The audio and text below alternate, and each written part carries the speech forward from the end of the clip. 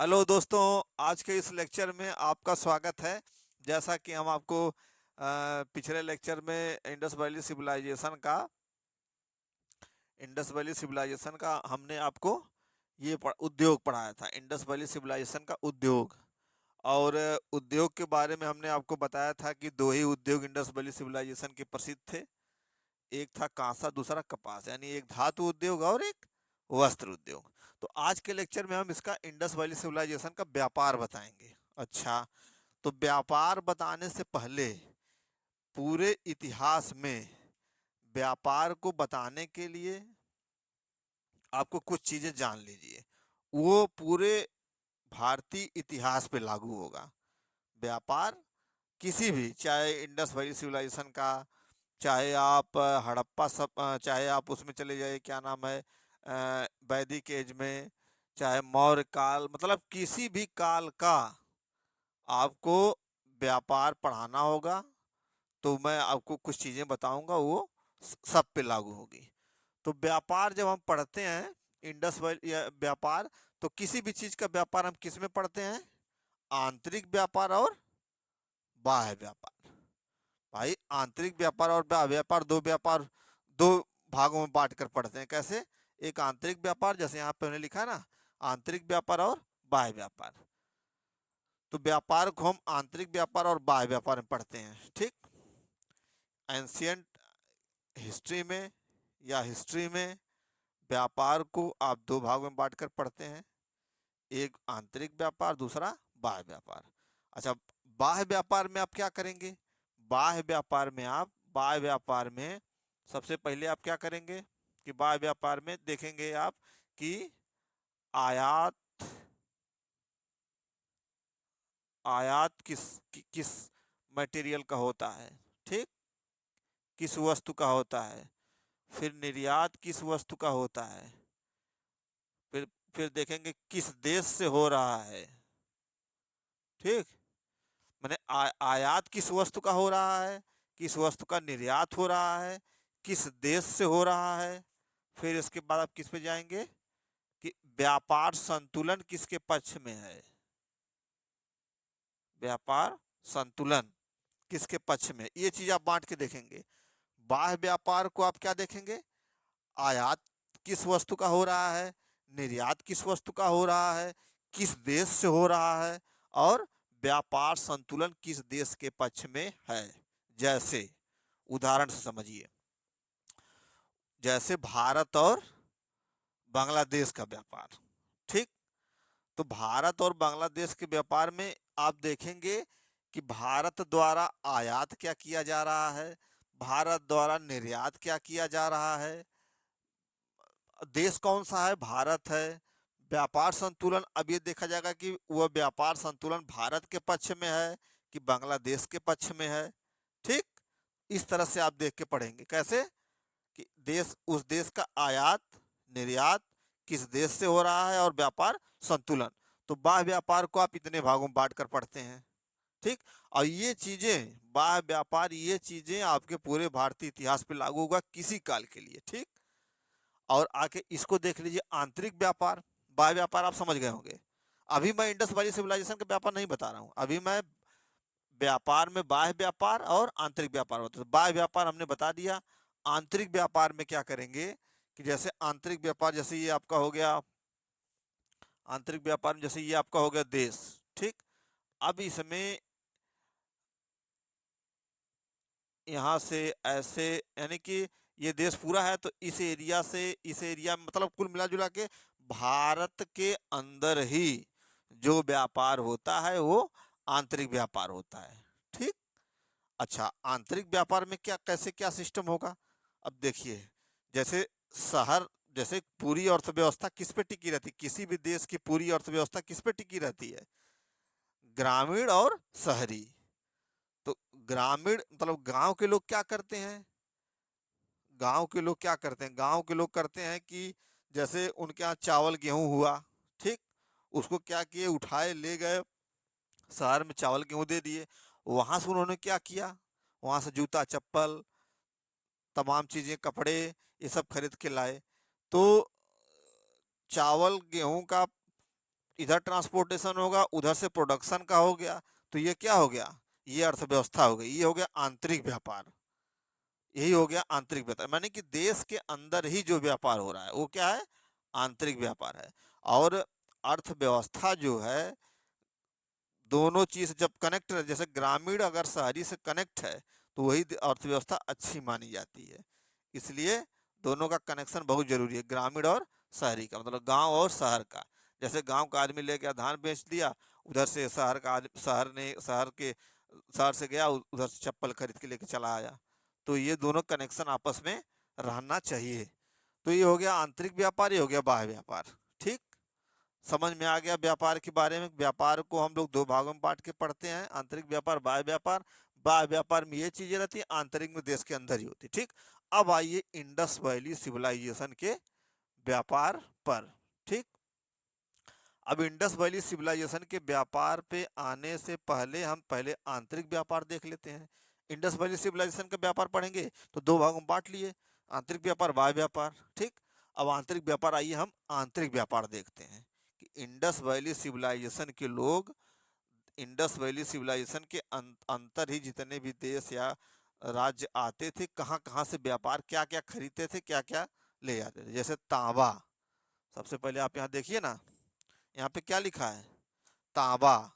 तांबा कहाँ से आता था, खेतड़ी से। खेतड़ी कहाँ है, राजस्थान में। यानी कि इंडस वैली सिविलाइजेशन के लोग खेतड़ी से लेते थे तांबे को, तांबे का आयात करते थे। कहाँ से, राजस्थान से। सोना, सोना देखिए, सोना आपका है कर्नाटक, कोलार, यानी कोलार में सोने की खान है, वहां से सोने की सप्लाई करते थे, मतलब आयात करते थे। ठीक, सीसा, सीसा आप देखिए दक्षिण भारत। तो दक्षिण भारत में जब मैं आपको सातवाहन वंश बताऊंगा तो वहां दक्षिण भारत में देखेंगे कि सातवाहन सिक्के, वो शीशे के सिक्के पढ़ेंगे आप। तो ये कोई इत्तेफाक नहीं है कि दक्षिण भारत में शीशा से, दक्षिण भारत से शीशा, दक्षिण भारत में शीशे की खाने हैं, तो वहां से हम लोग क्या मंगाते हैं, जैसे जब आप सातवाहन बताएंगे तो शीशे के सिक्के आप पढ़ेंगे, आगे बताऊंगा मैं। तो वो कहाँ है, सातवाहन दक्षिण भारत में ही है, तो इसलिए शीशा जो है दक्षिण भारत से आता था। ठीक, चांदी, चांदी कहाँ से आता है, राजस्थान से भी और हरियाणा से भी। अब देखिए यहाँ चांदी है। ठीक, चांदी यहाँ है, और चांदी से यूपीएससी या यूपीपीएससी को बहुत प्रेम है, चांदी से। क्यों, क्योंकि चांदी पे क्वेश्चन बार बार पूछा जाता है। पूछा जाता है कि भारत में चांदी के प्राचीनतम साक्ष्य कहाँ से मिलते हैं, तो कहाँ बताया जाएगा वो, इंडस वैली सिविलाइजेशन से। तो भारत में चांदी के प्राचीनतम साक्ष्य इंडस वैली सिविलाइजेशन से मिलते हैं। हालांकि जब आप ऋग वैदिक एज,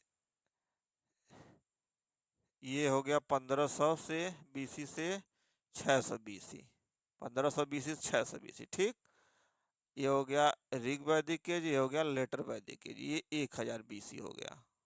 ठीक, तो ऋग वैदिक एज में इंडस वैली सिविलाइजेशन में चांदी थी। चांदी के प्राचीनतम साक्ष्य, भारत में चांदी के प्राचीनतम साक्ष्य इंडस वैली सिविलाइजेशन में मिलते हैं। ठीक, लेकिन इंडस वैली सिविलाइजेशन के जस्ट आगे हम पढ़ाएंगे आपको ऋग वैदिक एज, वहां पे चांदी नहीं मिलेगी भाई, ये चीज ध्यान में रखिएगा। ऋग वैदिक एज में चांदी आपको नहीं मिलेगी। और इसका डिवीजन जो किया गया है ये 1000 बीसी में, क्यों, क्योंकि 1000 बीसी में लोहा मिला था, कहाँ से, अतरंजी खेड़ा एटा यूपी से मिला था 1000 बीसी में। और लोहा मिलने के बाद एक बहुत बड़ा क्रांतिकारी परिवर्तन हुआ, किसके, ऋग वैदिक आर्यंस के जीवन काल में। तो ये आगे का है, आगे मैं आगे के लेक्चर में बताऊंगा। तो ऋग वैदिक काल में चांदी नहीं है, चांदी के साक्ष्य ही नहीं मिले हैं। लेकिन ऋग वैदिक काल के जस्ट पहले चांदी, इंडस वैली सिविलाइजेशन में चांदी राजस्थान और हरियाणा से मिला है, वहां से मिला है। ठीक, तो चांदी के बारे में आप जानते रहिएगा। चांदी भारत में सबसे प्राचीनतम साक्ष्य इंडस वैली सिविलाइजेशन से मिले हैं, इसलिए चांदी पे मैंने ज्यादा फोकस किया। अगला है हरा पत्थर। हरा पत्थर एक है जो दोदा बेटा तमिलनाडु से मिला है। मनके देखिए, मनके, लोथल और चंदुड़, अच्छा मनके, लोथल और चंदुड़ों, मनके बनाने के कारखाने मिले हैं लोथड़ और चंदुड़ों से। लेकिन जो रॉ मटेरियल था, जो कच्चे पदार्थ थे, वो बाहर से मंगाते थे ये लोग मनके बनाने के लिए। तो यहाँ यहाँ पे क्या है, मनके बनाने के कारखाने मिले हैं लोथल और चौंधड़ों में।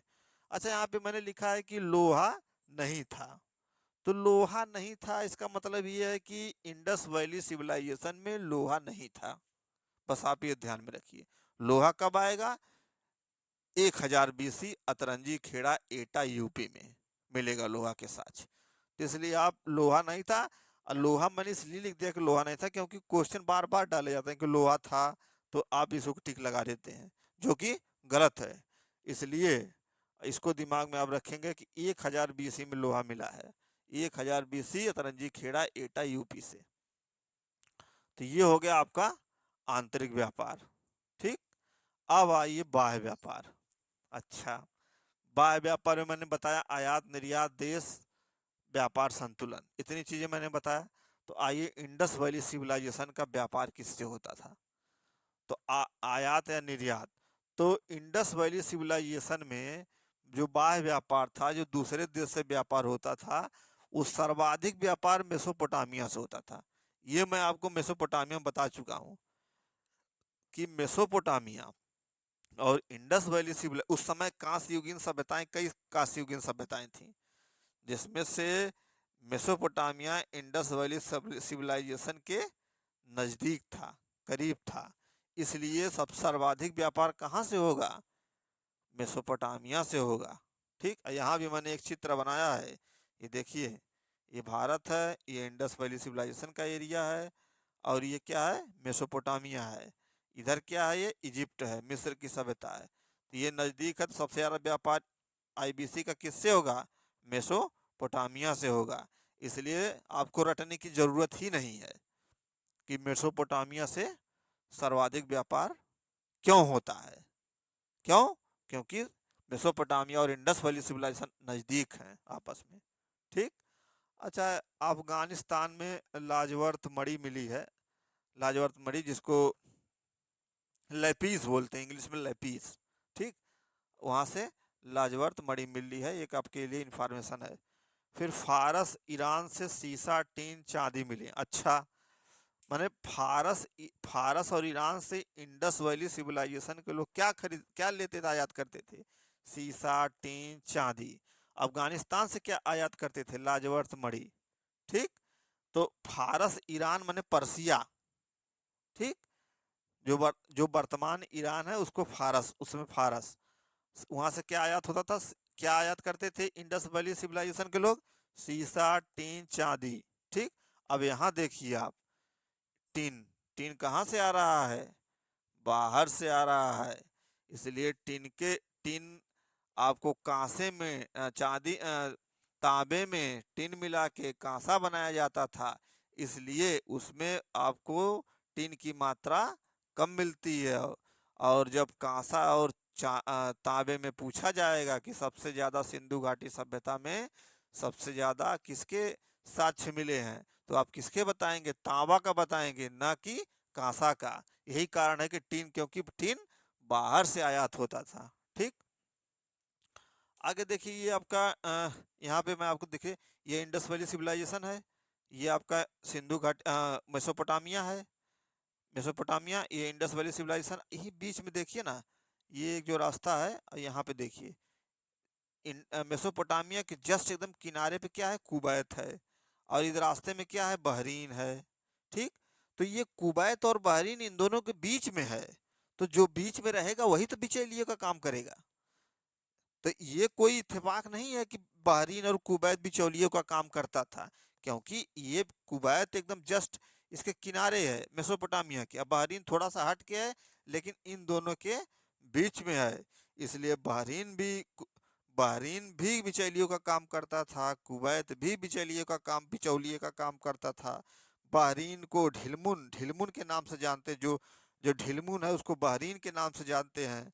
ठीक, अच्छा, अब एक चीज यहाँ देखिए, ये बहरीन हो गया आपका, ये कुवैत हो गया।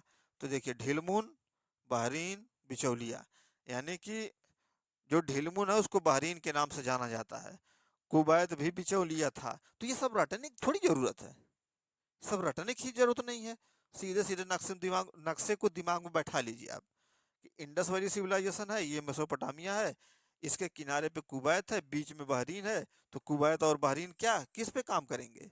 बिचौलिए का काम करेंगे। मेसोपोटामिया के लिए इंडस वैली सिविलाइजेशन के बीच में दोनों हैं। अच्छा, ठीक है, ये आपको समझ में आ गया होगा। अब अगला देखिए, आपको मैं ये देखिए यहीं पे क्या है, लोथल है।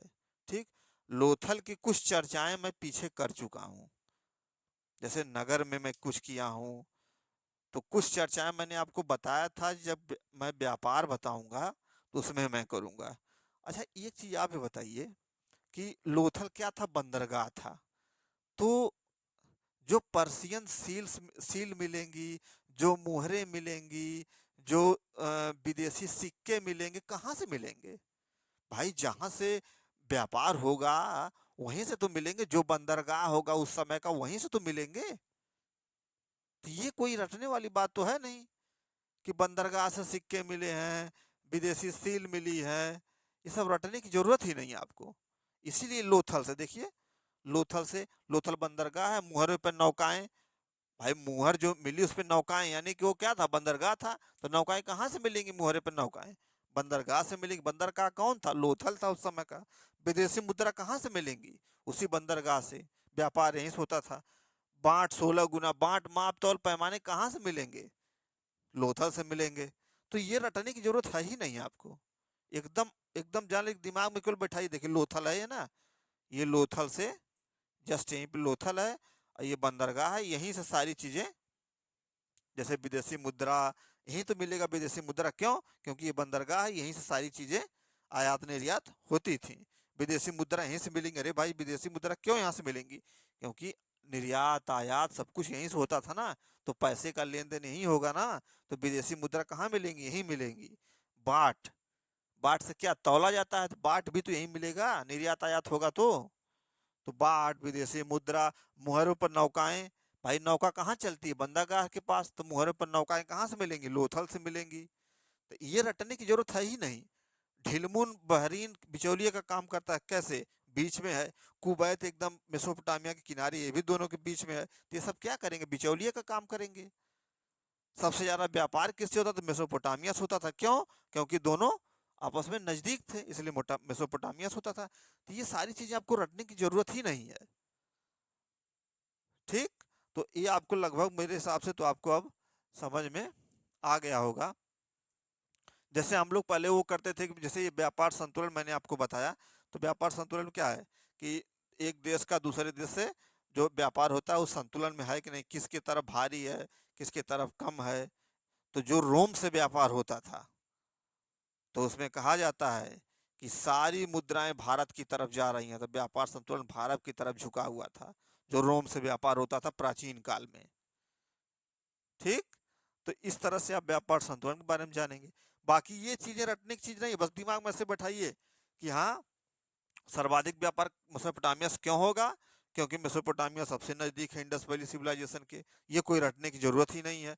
अफगानिस्तान से लाजवर्त मणि, अब इंडस वैली सिविलाइजेशन को लोग आयात करते थे। फारस, ईरान, पर्सिया से ये टीन टीन मिला है, यहाँ से टीन मंगाते थे, यहाँ से टीन मंगाते थे, तो टीन की मात्रा कम मिलेगी आपको हर मटेरियल में। तो ये कोई रटने की बात है कि कांसे में जो टीन की मात्रा वो कम मिलेगी? कोई रटने की जरूरत नहीं है। ढेलमुन बहरीन बिचौलिए का काम करेगा, जैसे यहाँ पे मैंने आपको बताया। तो ये सब चीजें आपको रटने की जरूरत ही नहीं है। ठीक है, तो अब आज मैं आपको इंडस वैली सिविलाइजेशन का व्यापार बताया, और आज इंडस वैली सिविलाइजेशन का अर्थव्यवस्था जो है या आर्थिक जीवन आज आपका समाप्त हुआ। अब आपको मैं आगे अगले लेक्चर में आपको मिलता हूँ। अब उसमें जो मैं आपको शुरू में बताया था कि इंडस वैली सिविलाइजेशन में क्या क्या पढ़ना है, तो आगे मैं आपको मिलता हूँ। धार्मिक जीवन में आपको अगले लेक्चर में क्या बताऊंगा? धार्मिक जीवन। इसमें जो आपको जो समझ में नहीं आ रहा है वो आप कमेंट करके पूछ सकते हैं। मुझे नहीं लगता इससे ज़्यादा आपको पढ़ने की ज़रूरत भी नहीं है। इससे ज़्यादा आपको पढ़ने की जरूरत नहीं है, आप नोट कर लीजिए। अच्छा, अब तक मैं जितना भी लेक्चर पढ़ाया हूँ, वो आप जितने भी इसमें मैंने बोर्ड पे जितना भी मैं लिखा हूँ, वो आप नोट्स बना लीजिए उसका। इसके बाद उसका चिंतन मनन कीजिए, और इसके बाद आप क्वेश्चन सॉल्व करिए। 100% में 99% क्वेश्चन आप हल कर ले जाएंगे। तो हम आपसे मिलेंगे अगले लेक्चर में। Thank you.